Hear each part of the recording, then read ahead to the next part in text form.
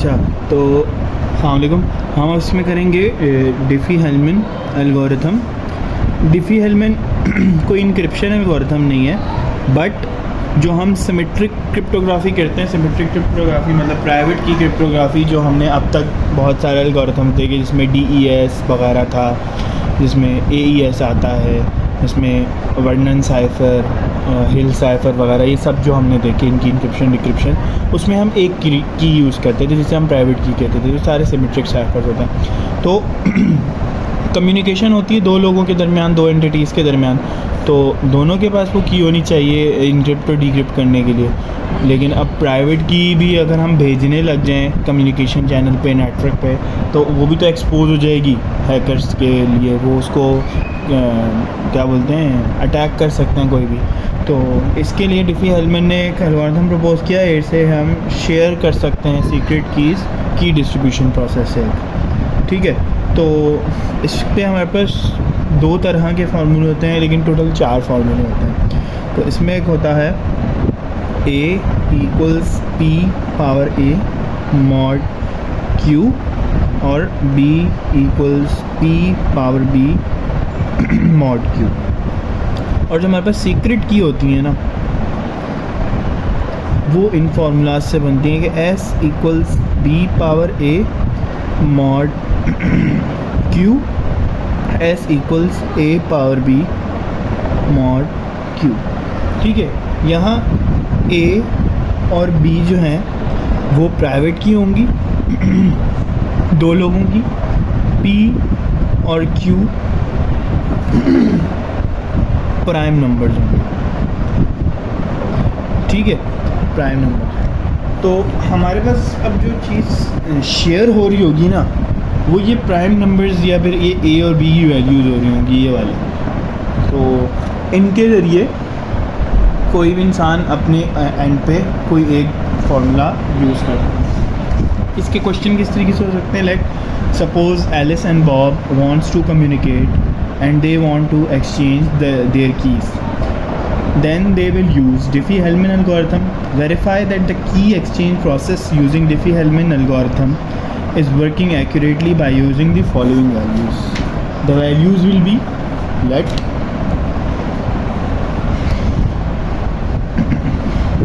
P = 6, Q = 13, A = 3 and B = 10, ठीक है। तो फार्मूला के हिसाब से पहले हम ये दोनों चीज़ें फाइंड करेंगे, देन ये दोनों चीज़ें फाइंड करेंगे, ठीक है। तो A फाइंड करने के लिए हमारे पास होना चाहिए P⁻A mod Q।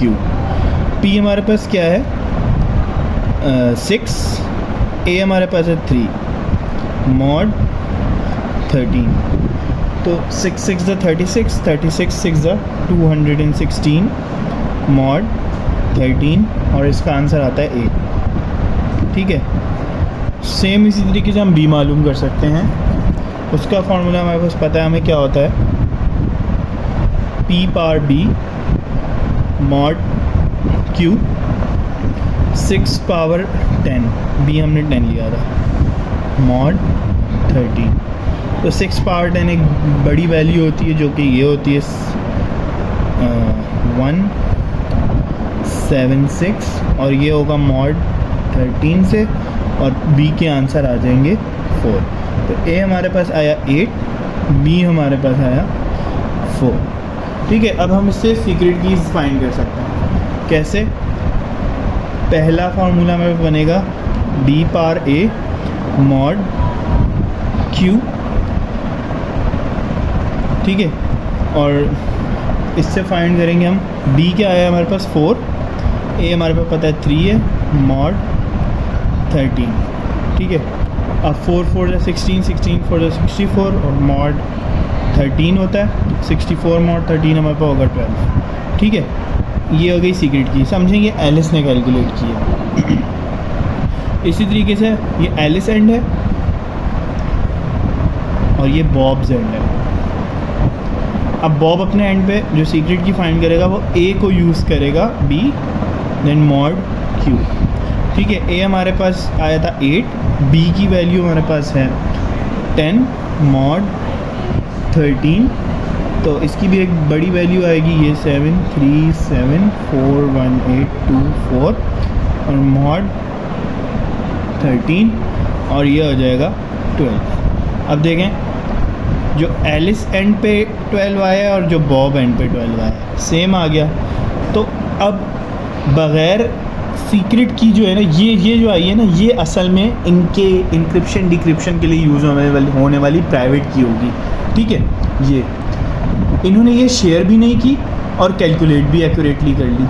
ठीक है, शेयर क्या चीज़ें होंगी, वो ये वाली चीज़ें होंगी जो हमने एल्गोरिथम में दी थी, ये शेयर होंगी या इन पे ये लोग एग्री हुए होंगे, एलिस और बॉब इन वैल्यूज़ पे एग्री हुए होंगे और फिर अपने एंड पे ये सब कुछ कैलकुलेशन करके सीक्रेट डिफाइन कर ली होगी। ठीक है, ये सब चीज़ें भी कुछ पैरामीटर्स होते हैं जिनकी वजह से डिटरमिन होती हैं। ठीक है, इसमें हम एक चीज़ बोलते हैं कि जो पी है क्यू है वो पी से बड़ा होना चाहिए। ठीक है, ऑल दो ये हमारे को गिवन होंगी तो हमें ये चीज़ ख्याल करने की इतनी ज़्यादा ज़रूरत नहीं होगी, बट 13 और 6। ठीक है, लेकिन अब इसमें ये भी हो सकता है कि हमें कोई एक वैल्यू दे दी हो पी और क्यू की, दूसरी हमें खुद डिटरमाइन कर ली हो। तो अगर हमें क्यू की वैल्यू 13 दी हुई है तो हम 14 कभी भी नहीं लेंगे। क्यों? क्योंकि क्यू हमें पी से बड़ा रखना है। ठीक है, तो क्यू अगर 13 दिया हुआ तो पी हमें 1 से लेके 12 तक के दरमियान का ही कोई नंबर रखना है और वो प्राइम भी होना चाहिए। क्यों हमने बोला था पी और क्यू प्राइम नंबर होंगे। ठीक है, तो इस तरीके से हम इसको कैलकुलेट कर लेते हैं। तो ये कुछ इस तरीके से प्रोसेस होता है डिफ़ी-हेल्मन का टू एक्सचेंज द कीज़, की जनरेशन प्रोसेस भी कह सकते हैं।